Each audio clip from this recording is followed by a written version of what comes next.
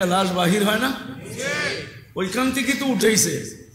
লেখা তো আছে পুরা সিসি ক্যামেরা দ্বারা কি জানি বলে নিয়ন্ত্রিত। ও সিসি ক্যামেরা দেখেন না আজরাইল দেখছে কিনা, দেখছে কেউ আজ পর্যন্ত?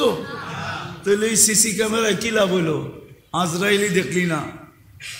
আল্লাহ বলে তোর প্রযুক্তি জায়গাটা জায়গায় থেকে যাবে, আমরা উঠে নিয়ে আসবো। এটা বাদ দেন, আমি তো বাস্তবদর্শী। আমার প্লেনের পাইলট মারা গেছে 2005-এ। পাইলট মারা গেছে, এটা আমার আফসোসের বিষয় ছিল না। আমার তো বিষয় ছিল যে আজরাইল ঢুকলো, অপারেশন করলো, নিয়ে বাইরে গেল, খবরই পেলাম না, প্লেনটা একটু কাঁপলো না। আর উনি তো একা আসে না, পুরা টিম নিয়ে আসে। অথচ প্লেন তো বাইরের থেকে ছিদ্র করলে ক্রাশ হয়ে যায়।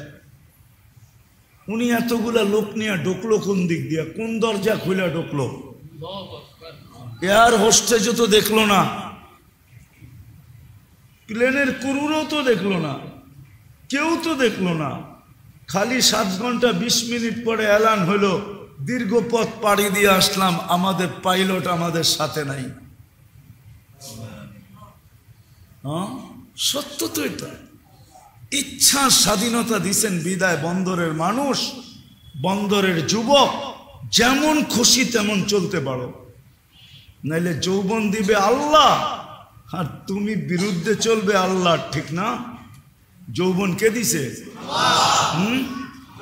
যৌবনের ফুল কে ফুটাইছে? যদি না ফুটাইতো, কত বাগানই তো ফুল হয়, ফুটায় না, জড়ায় দেয়। কি জোরে না? মনে হয় বোঝেন না কিছুই। কত গাছেই তো ফলের কি হয়, মুকুল হয়।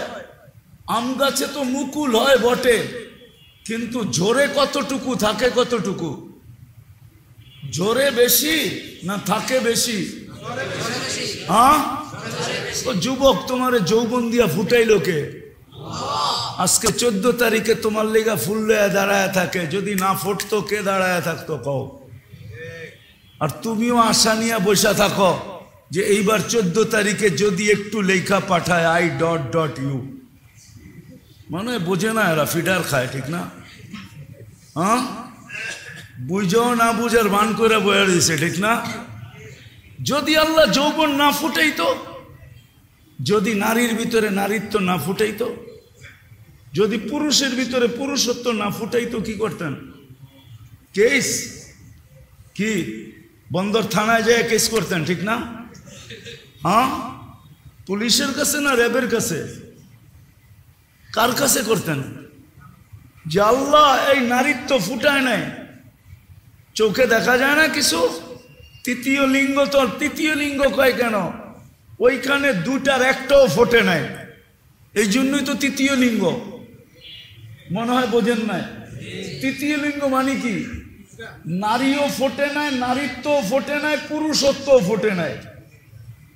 আল্লাহ তো চোখের সামনে রাখছে। কি খালি তো হাততালি দেখো না, দুই একটার লোকে প্রেম প্রীতি আছে যে বিয়েও করমু তোরে, ঠিক না? করবা? কি কও যুবকরা? একটাও তো রাজি না দিই। কেন? আল্লাহ ফুটায় না, না পুরুষত্ব ফুটাইছে না নারীত্ব ফুটাইছে। আজকে ইচ্ছা স্বাধীনতা দিয়েছেন বিদায় যেমন খুশি তেমন চলতে পারি। আমি কথার শেষ জায়গায় চলে আসছি, আর লম্বা করতে চাইতেছি না। বিদায় জীবনটা ছোট, সবাই চলে গেছে, আমরাও চলে যাব। বড় চলে গেছে, ছোট চলে গেছে, নারীও চলে গেছে, পুরুষও চলে গেছে, শাসকও চলে গেছে, শাসিতরাও চলে গেছে, আমরাও চলে যাব। কিন্তু পায়ে হাত রেখা বলি, গুছায়া যেতে হবে, প্রস্তুতি নিয়ে যেতে হবে, রেডি হয়ে যেতে হবে। আজকে আমি প্রমাণ দেখাবো আপনাদেরকে, একজন ওইখানে নাই যারা বাপের বাড়ি পায়া বাড়িওয়ালা হয়েছে, বাপের জমিদারি পায়া জমিদার হয়েছে। 1 কাঠা হোক, তারপরে তো আপনি জমিদার, ঠিক না? আরে বাড়িওয়ালা কোন কেন, বাড়ি পড়ে জমি আগে, ঠিক না? জমিদার না? একজনও তো এখানে নাই যে ডেলি বাপের জন্য 1 মিনিট হাত উঠায় দোয়া করে। একজনও তো এখানে নেই যে এই অভ্যাসে অভ্যস্ত যে ডেলি বাবার লেগে 1 মিনিট হাত উঠায় আল্লাহকে বলে, আল্লাহ আমাদেরকে বাড়িটা দিয়া গেছে, আমাদেরকে জমিদার বানায় গেছে, আমাদেরকে বাড়িওয়ালা বানায় গেছে, আল্লাহ বাবারে একটা বাড়ির ভিতরে আপনি রাখেন, বাড়ি ছাড়া রাখেন না। একজনও তো নেই। এটাই তো দুনিয়ার চিত্র। আমার উপরে রাগ হয় না, আমি ভিতরের ব্যথার থেকে বলতেছি। আমার ওয়াজের ধারণই ভিন্ন, আমি আপনাদের দিলে আঘাত করতে চাইতেছি।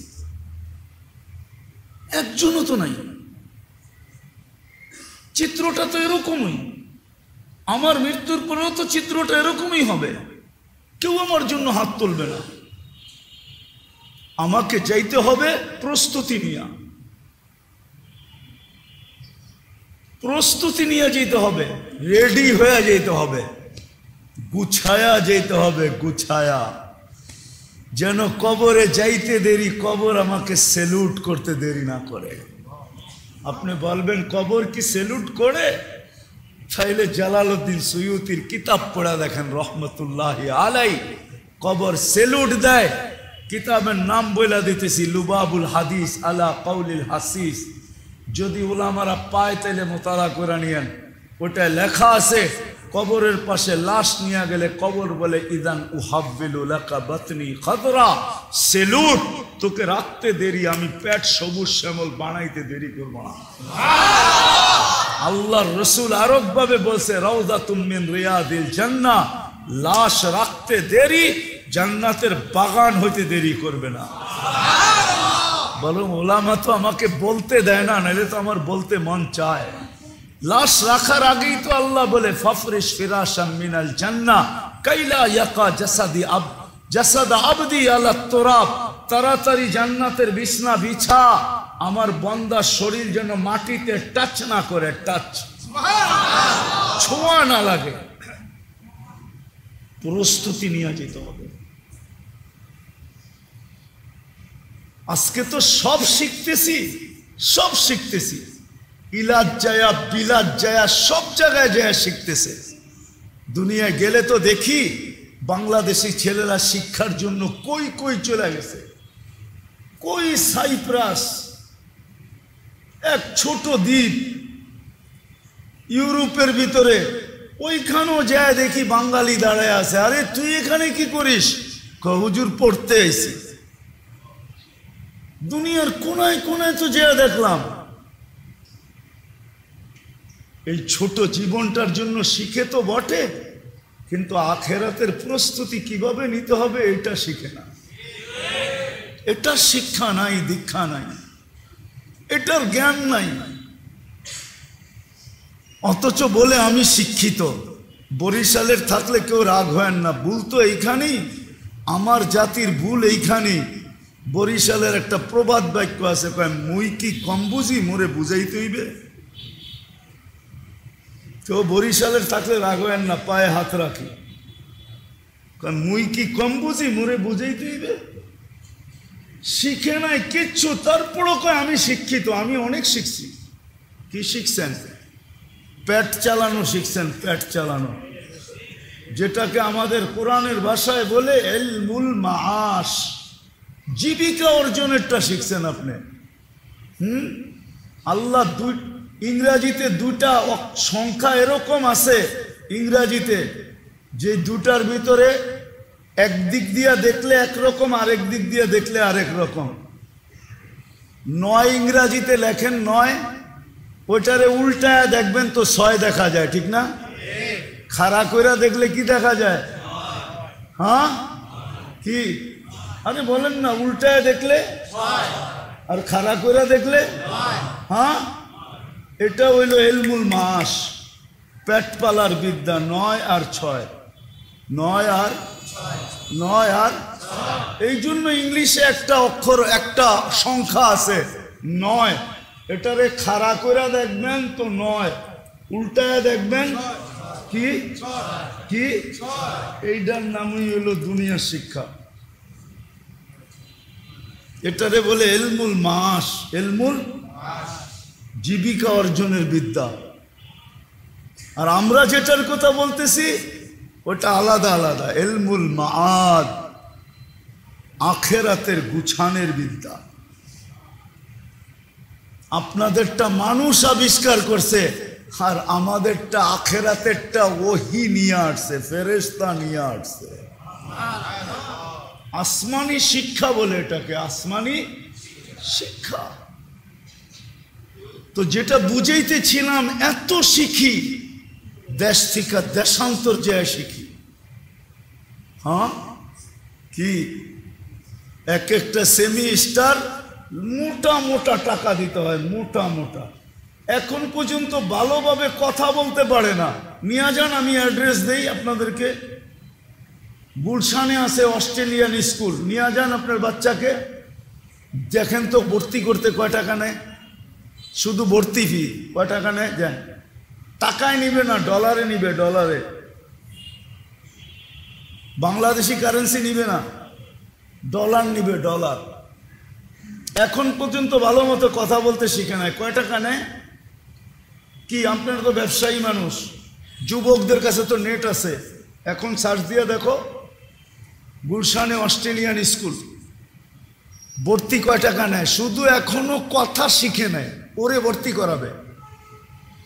তাও শর্ত হইল সকালে মা নিয়ে যাবে, বিকালে মা নিয়ে আসবে, অতক্ষণ ওইখানে বয়ে থাকবে,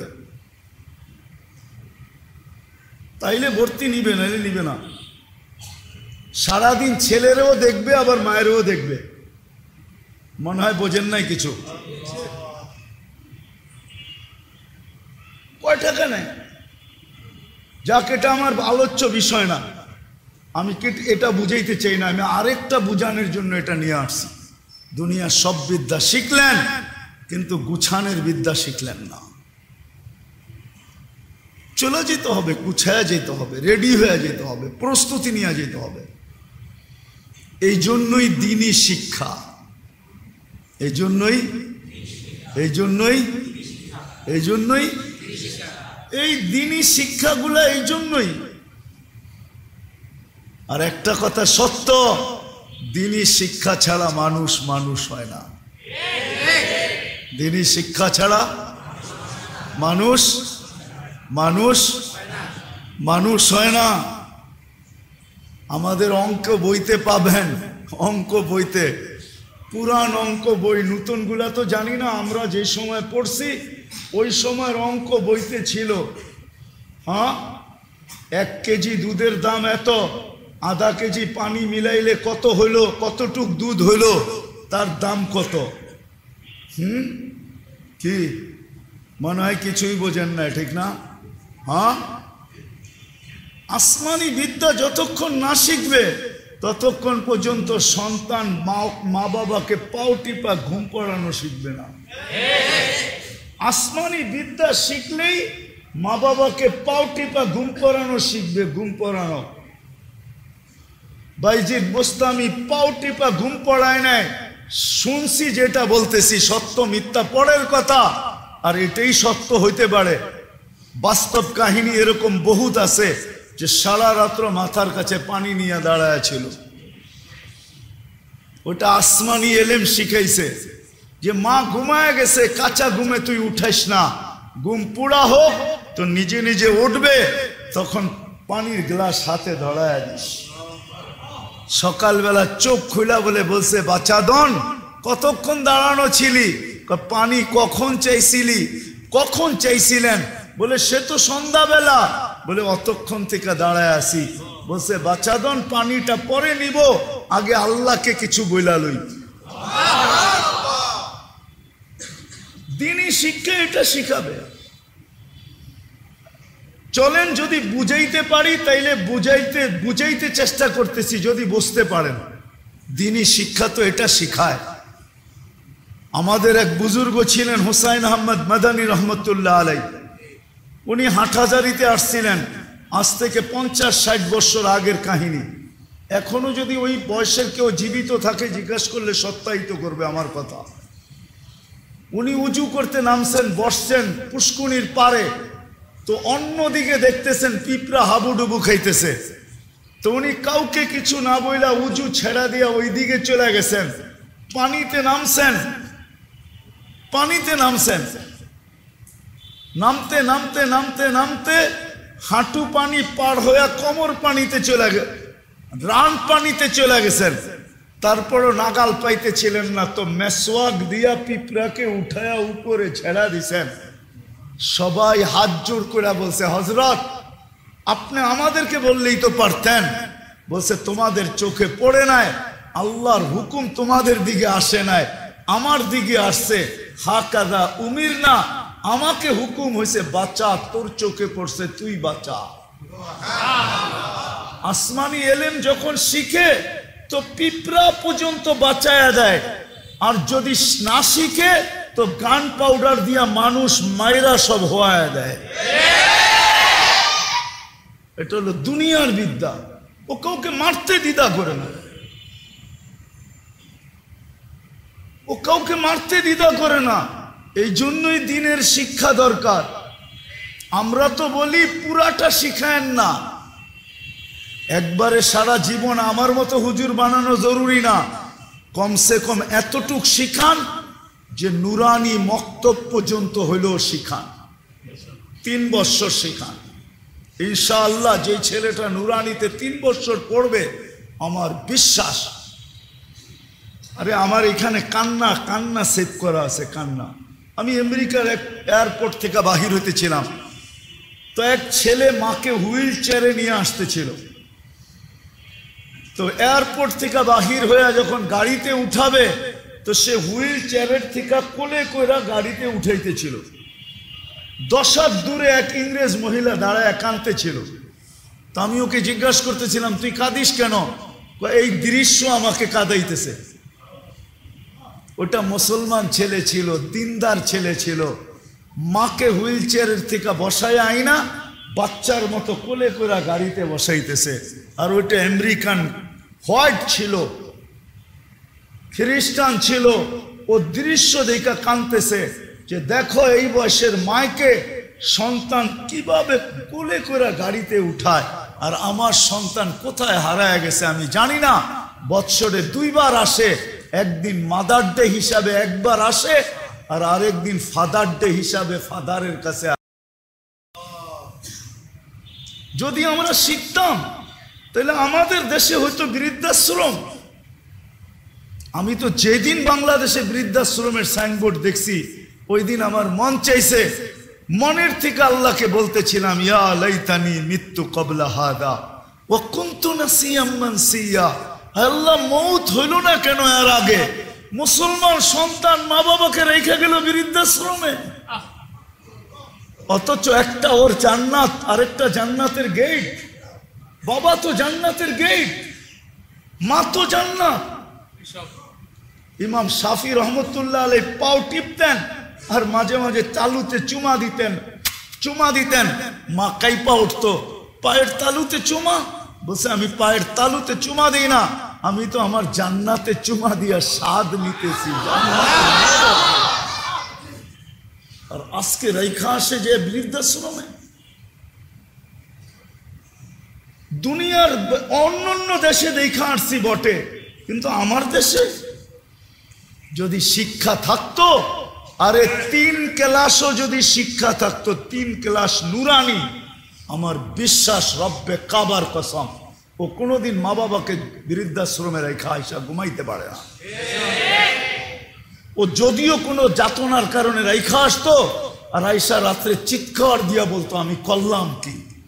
আবার ছুটা যেত, টাকা পয়সা দিয়া বলতো, চল আমার জান্নাত আমার ঘরে থাকবে। কোনোদিন রেখা আসতে পারে না। এই জন্য গুছায়া যাইতে হবে, আর গুছানোটা শিখতে হবে। শিখবেন না? শিখবেন না? হ্যাঁ, বাংলাদেশের মতো সহজলভ্য কোথাও নাই। আলহামদুলিল্লাহ, সুম্মা আলহামদুলিল্লাহ। উলামায়ে কেরাম এরকম হাতের কাছে দুনিয়ার কোথাও নাই। আরো হক্কানি আলেম উলামা, সব আল্লাহওয়ালা। কি আপনাদের ইমাম সাহেব হক্কানি না? আল্লাহওয়ালা না? এরকম কাছে দুনিয়ায় কোথায় পাবেন? বন্দরে কয় হাজার ওলামা আছে জিজ্ঞেস করেন, কি 2-4-5 হাজার হবে না? হ্যাঁ, আরে 2-1 হাজার তো হবে না, হবে না? হ্যাঁ, বন্দরে কয়টা মাদ্রাসা? দাওরা কয়টা পর্যন্ত? 6টা দাওরা পর্যন্ত মাদ্রাসা, 250 মসজিদ। এর চেয়ে সহজ কোথায় পাবেন? শিখতে পারেন আর না পারেন, যান না এদের কাছে, একটু বৈশা শিখার নিয়তে সময় দেন। আপনি বলবেন যে আমার তো বয়স হয়ে গেছে, শিখতে পারবো না। এই জন্যই তো হাদিস বলছে, তুই শিখতে না পারলেও যদি চেষ্টা করতে থাকিস, মান ইয়াকরাউল কুরআন ওয়া হুয়া ইয়াতাতাউ বিহি ফালাহু আজরান, তুই যে চেষ্টা করবি তোরে ডাবল সওয়াব দেব, ডাবল। কি কত? কত? অন্যকে 10 দিলে তোকে 20, অন্যকে 20 দিলে তোকে 40, অন্যকে 100 দিলে তোকে 200, অন্যকে 200 দিলে তোকে 400। আর কি চান? আর কেমনে বুঝাবো? পায়ে হাত রাখি, আসেন নিজেরও শিখি, সন্তানদেরকে কমসে কম 3 ক্লাস পড়া। এরকম বাড়ির কাছে মাদ্রাসা, প্রত্যেকটা গলিতেই তো মক্তব আছে, প্রত্যেকটা গলিতেই তো হেফজোখানা আছে না? নাই? বন্দরের কোন গলি আছে যে গলির ভিতরে মক্তব না আছে, মাদ্রাসা হেফজোখানা না আছে? কোন মসজিদ আছে যে মসজিদে মক্তব না আছে? আপনাদের ইমাম সাহেব তো আলহামদুলিল্লাহ একটা খুলা ফেলছে আলাদাভাবে। আমি তো বলতেছি উনি পুরুষের খুলছে, পাশে আরেকটা বিল্ডিং নিয়ে মহিলাদের জন্য খুলুক, মহিলাদেরও ব্যবস্থা করুক, বাচ্চাদেরও ব্যবস্থা করুক। শিখান, নিজেরা শিখেন, প্রস্তুতি নিয়ে যেতে হবে মেরে দোস্ত, যুবক, প্রস্তুতি নিয়ে যেতে হবে। তোমার যৌবনের বড় দাম। এক যুবকের যৌবন একদিকে, সমগ্র জগতের সম্পদ আরেক দিকে। তোমার যৌবনের দাম বেশি, আমার সাথে একমত, সারা দুনিয়া হবে, দুনিয়া 800 কোটি মানুষ বলবে সত্য। তাইলে কেমন দামি যৌবন তোমার কাছে বলো? হেলায় হারায়া দিও না। আর সর্বশেষ কথা, নবীর বিরুদ্ধে আন না যাই, বহুত হয়ে গেছে, যার কারণে 3 মাস হয়ে গেল, এখন পর্যন্ত আমরা কোনো ফুল ফুটতে দেখি নাই, কোনো আশার আলো দেখতেছি না। ডেলি 300, 200, 250, 300 লোক ঝরতেছে, ফিলিস্তিনে ঝরতেছে, ফিলিস্তিনে মুসলমান ঝরতেছে, কোনো আশার আলো দেখতেছি না। শুধু কোনো কারণ না, শুধু নবীর বিরোধিতা করার কারণ, নবীর আদর্শকে না মানার কারণ। অন্য কে কি বলবে আমি জানি না, আমার কাছে এটাই সিদ্ধান্ত। কে একমত হইল আর না হইল এটা আমার বিষয় না। আমি এটা বুঝি, আল্লাহর রসুলের আদর্শকে আমরা ঘৃণার পাত্র বানায় ফেলছি। আমাদের কাছে ঘৃণিত, দীক্ষিত, অবহেলিত, লাঞ্ছিত, বঞ্চিত, নিকৃষ্ট। নাইলে যুবক কেন 3 গুণ টাকা দিয়ে চুল কাটবে নেট দেখা? সাধারণ চুল কাটা তো বন্দরে 50 টাকা দিয়ে কাটা যায়, আর নেটে চুল কাটে, নেটের ডিজাইনে চুল কাটে কয় টাকা দিয়া? বলো যুবক, কয় টাকা দিয়ে কাটে? বলো তোমরা। মারামারি তো হবে না, পিটাপিটি তো হবে না, একটা তথ্য জানা হবে। বলো কয় টাকা দিয়ে কাটে? হ্যাঁ, ঈদের দিনে 1000, ঠিক না? হ্যাঁ, বাকি 300-র নিচে তো নাই। সাধারণ চুল কাটা তো 50 টাকা দিয়ে কাটা যায়। তুমি 50 টাকা দিয়ে চুল কাটতা, 150-250 টাকা দিয়ে মিষ্টি খাইতা। তোমরা না প্রবাদ বাক্য বলো, ডায়লগ বলো, জ্বালা গাইবা অঙ্গে তা যাইব সঙ্গে। তো তুমি 250 টাকা দিয়ে মিষ্টি খাইতা, বন্ধুদেরকে খাওয়াইতা। যদি বলতো তুই চুল কাটা মিষ্টি খাওয়াস কেন? তুই জানবি না আল্লাহর হুকুম মতো চুল কাটছি, মিষ্টি খামু না তো করবোটা কি? খুশির ঠেলায় খাইতেছি, কালকে আল্লাহর থেকে নিমু, এর জন্য খাইতেছি। কালকে আল্লাহর থেকে এটার প্রতিদান নিমু, নবীজির সাথে দেখা হওয়ার সাথে সাথে হাত পাতমু। আপনার আদর্শ মতো চুল কাটছি, কি দিবেন জলদি দেন। কিয়ামতের মাঠে বেশিক্ষণ দাঁড়াইতে চাই না, দেন তাড়াতাড়ি, আমি যাই আগে জান্নাতে। চুল তো কাটতে পারতো। আর নারাজ করুন আল্লাহ রসুলকে। বাংলাদেশে 2013 বা 14-তে হবে 31st নাইটের পরের দিন 7.8 ভূমিকম্প আসছিল। 7.8। নেটে সার্চ দেয়া দেখো কোন বছর আসছিল। হয়তো 13 হবে, নাইলে 14 হবে। 31st নাইটের পরের দিন 5:05 আসছিল। 5:05 ফজরের আগে ভূমিকম্প আসছিল 7.8। পহেলা বৈশাখের আগের দিন মাগরিবের পরে, আমার মনে আছে, কালকে সকালে পহেলা বৈশাখ, মাগরিবের পরে ভূমিকম্প আসছিল 6.1। আল্লাহ বহু সিগন্যাল দিয়া ফেলছে আমাদেরকে, লড়ছে চড়ছে, কিন্তু আজ পর্যন্ত বিপর্যয় হয় নাই। বিদায় তোমাদের পায়ে হাত রাখা বলি, কালকে 31st নাইট। আল্লাহকে নারাজ করো না। আল্লাহকে নারাজ করলে তোমারও, আল্লাহ যদি নারাজ হয়ে গেল, তুর্কি যেরকম মাটির সাথে মিশায় রেখে চলে গেছে, জীবনভর তুর্কিরা মনে রাখবে। যেমন মরক্কো মাটির সাথে মিশায় রেখে চলে গেছে, ওরা কিয়ামত পর্যন্ত মনে রাখবে। দেখো, আল্লাহকে নারাজ করো না। কালকে যদি নারাজ করলা, হইতে পারে বন্দর মাটির সাথে মিশায় রেখা যাবে, আর কিয়ামত পর্যন্ত বাংলাদেশের মানুষ খালি বলতে থাকবে মুখ দিয়া, এই স্মৃতি আর বলবে না। এরকম পুরা বাংলাদেশ পারে, ঢাকা পারে। আল্লাহ জমিনকে হুকুম দিতে দেরি। আল্লাহ বলছেন, লাউ আমারতুল আরদা লাবতালাআত কাফি বাতনিহা। আমি জমিনকে হুকুম দিতে দেরি, তুমি কয় তালা বানাইছো জমিন এটা দেখবে না, সব সহ পেটে নিতে দেরি করবে না। এই জন্য তোমাদের কাছে হাত জোর দরখাস্ত, কালকে আমরা 31st নাইট ওইভাবে উদযাপন করব না যেইভাবে চিরাচরিত করে আসতেছি। করবা? হ্যাঁ, কে কে অঙ্গীকার করতে পারো? আল্লাহ তোমাদের অঙ্গীকারকে কবুল করুক। পূজা রাখো, কিন্তু আল্লাহর ঘরে বসে অঙ্গীকার করতেছ। আমি দুঃখে বলতেছি, কেন আমি আমেরিকাতেও তো 31st নাইট দেখছি, আমি 31st নাইট অস্ট্রেলিয়াও দেখছি। তোমরা আমারে মনে করো না আমি সদরঘাটের থেকে ডাইরেক্ট এখানে চলে আসছি। আমি ওই হুজুর না, আরে অন্যরকম হুজুর। আমি 31st নাইট আমেরিকাতে দেখছি, কিন্তু বাংলাদেশের মতো উশৃঙ্খল দেখি নাই। ওইখানে নির্দিষ্ট জায়গায় হয়, আর বাহিরে কিচ্ছু হয় না। 14 তারিখ আমি আমেরিকায়ও দেখছি, কাউকে আমি ফুল কিনতে দেখি নাই। হয়তো গালে গাল লাগাইতো, দেখা হইলে একটু গালে গাল লাগাইছে, আর ইংলিশে বইলা দিছে, ইউ আর মাই হানি, বাস তুই আমার মধু, কাহিনী শেষ। হয় এইদিকে হয় ওইদিকে। এরকম বন্দরের যুবকদের মতো, যুবতীদের মতো ফুল না পাইলে জান দিয়া দেয়, ঠিক না? দোকানদার রে সাইজ করে ফেলে, ঠিক না? তোরে না আগে ফোন করলাম, ফুল রাখলি না কেন? দোকানে আগুন লাগায় দিমু, ঠিক না?